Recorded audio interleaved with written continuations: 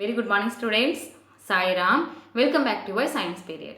Children, this session I am going to take revision of chapter number 15, life process in living organism. Okay. Now which one is going on? Nervous system. So in human being, that nervous system, it has three parts. Can you say the name? Very good. Central nervous system, peripheral nervous system and autonomic nervous system. Now we will see about central nervous system. You know very well, central nervous system consists of brain and spinal cord, isn't it children? That brain, it is where it is present. Yes, it is located in the cranial cavity, and the spinal cord is protected by the vertebral column. So the cranial cavity and vertebral column both are what? Bony covering. See here, the meninges, the protective layer in the space between the delicate central nervous system and its bony covering are known as the meninges. Okay, so meninges is what? It is the protective layer where it is present the space between the delicate organ, that means brain and spinal cord. Okay, these both organs are situated in the bony covering. So the space between the bony covering and the delicate part, that space which one is present, protective layer, that is called meninges. Okay, I hope you understood. Next one is, see here, ventricles and central canal. Ventricles are the cavities found in various parts of the brain. Okay, so ventricles are present in they are the cavities and it is found in various parts of the brain, while the long tubular cavity of the spinal cord is known as the central canal. Okay children, next one is, say here, brain consists of the three parts. Okay, there are three parts are there, that is cerebrum, cerebellum and medulla oblongata. We will see one by one. Okay children, see here, this is the structure of our brain. Yes, this is the cerebrum and here cerebellum, and this one is what? Here medulla oblongata is there, and it, yes, from here which one is started? Spinal cord. Okay children, so here brain, it is situated in cranial cavity. We will see one by one. Okay, first one is what? Cerebrum. Cerebrum is the largest part of our brain. Why it is the largest part of our brain? Because it is occupying 2/3 of the brain and consists of two cerebral hemispheres which are connected to each other using nerve fibers and nerve tract. Okay, so this is the largest part of our brain and it consists of the cerebral hemisphere. Okay, and which are connected to each other with the help of tough fiber and nerve tract. Next one, see here. For this reason, it is also known as large. It is known as the large brain. Why? Because it is occupying 2/3 of that brain. Okay, that space. Its surface has deep, irregular ridges and grooves called convolutions. Okay, so see here, children. Yes, this is what? Convolutions. The deep ridges, that is called what? Convolution. It will increase the surface area of the brain. Okay, see here. Yes, convolution increases the surface area of the cerebrum to accommodate a large number of nerve cells. Okay children, so the deep ridges, if that more convolution is there, the surface area of the brain is more. That means the convolution increases the surface area of the cerebrum. Okay, if the surface area is more here, that many number of nerve cells are there. Understood children? Next one is, see here, next part is what? Cerebellum. Cerebellum, located at the back of the cranial cavity below the cerebrum, is the smallest part of the brain. Okay, where it is present, it is located at the back of the cranial cavity below the cerebrum.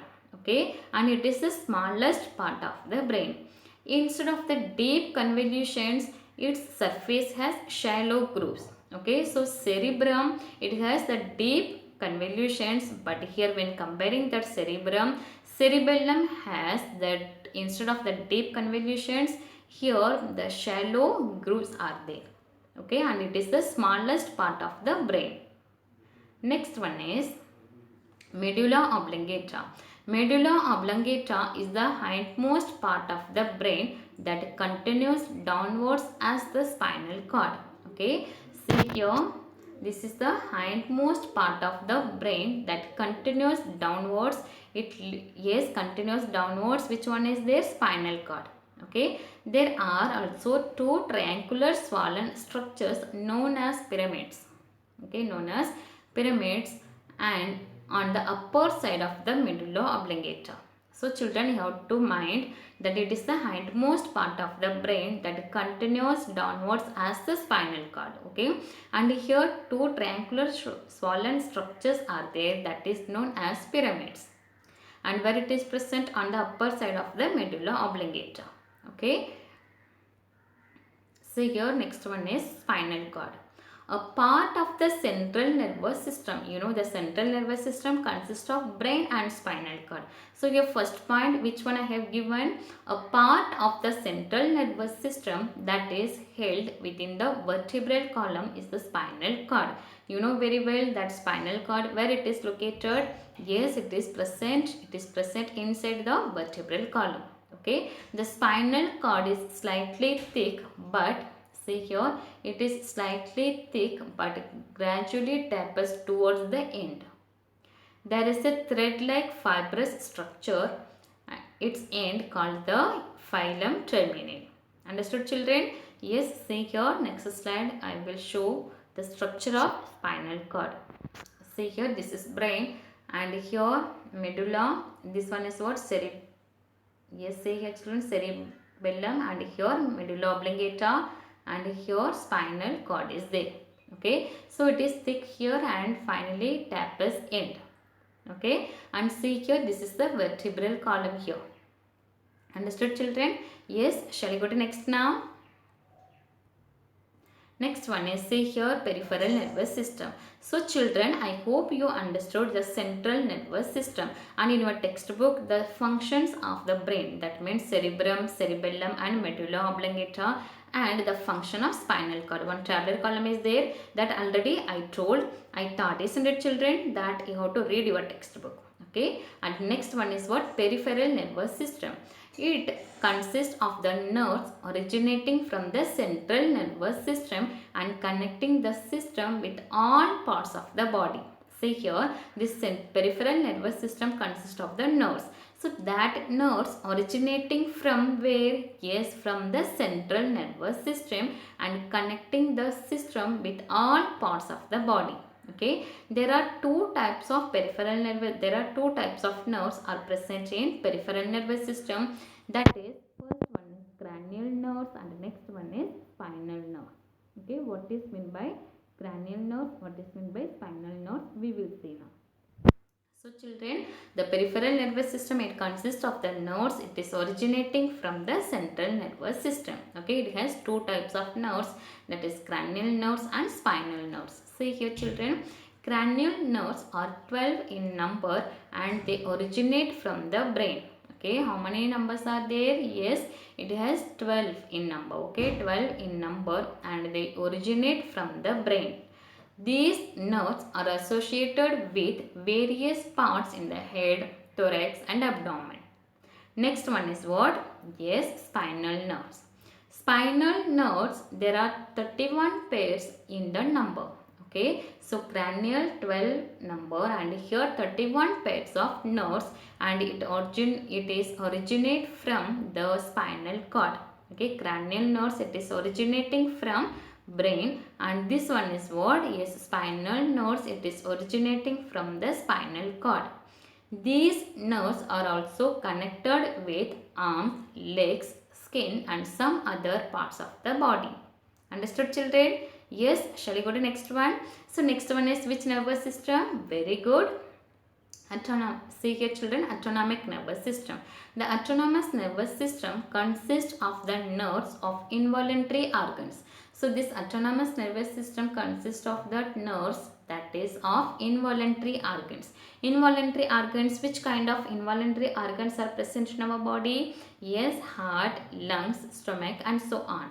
Okay, means see here involuntary, what is meant by involuntary already you know, isn't it? So these nerves, so that autonomic nerves, it is originate from where it is present, that involuntary organs like heart, lungs and stomach etc. Okay, these nerves cannot be controlled on our will. That's why it is called what? Involuntary organ. Isn't it, children? Shall I go to next now? So children, now see here chemical control. Okay, so you know very well that a human, that control and coordination, it takes place with the help of two systems, that is chemical control and nervous control. So nervous control we revised already, that is central nervous system, peripheral nervous system and autonomic nervous system. So next one is what? Chemical control. Okay, so coordination in humans occurs in two levels, that is nervous coordination and chemical coordination. The coordination which occurs with the help of hormones. Hormone is what? It is a chemical substance. Okay, it is secreted by endocrine glands. So see here, the coordination which occurs with the help of hormones is called chemical coordination. Okay, see here,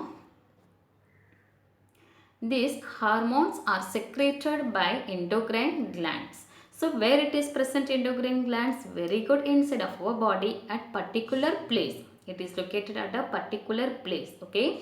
So hormones are the organic chemicals produced by the body which are released into the blood. The key feature of the hormones is that they are secreted by the ductless glands. So these endocrine glands are located at a specific places in our body. So that hormones are secreted by these endocrine glands. These glands are called what? Ductless glands. That means there is no tube-like structure. So when that hormone is secreted, immediately it is mixed with our blood. It is released to our blood. Through the blood, it will go to the target organs. Understood, children?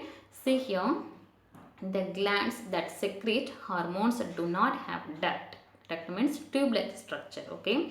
So hormones are released directly into the bloodstream and reach the target organ. So the endocrine system works in association with nervous system to control and coordinate our bodies. Understood, children?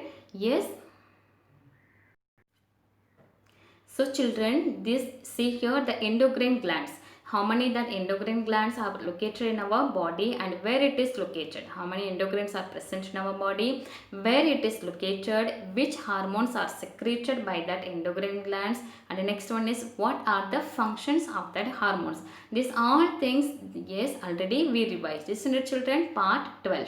So if you want, you have to see that video. Okay, children? And children, so for your semester, you are having two lessons. That is chapter number 8, useful and harmful microbes. And next one is what? Yes, life process. Chapter number 15, life process in living organism. So children, again and again I am telling, you have to read your textbook and which material I have given, that also you have to study. Okay, and diagram also you have to, yes, see the all labeling part also. So for your semester, already last session I discussed about your paper pattern also.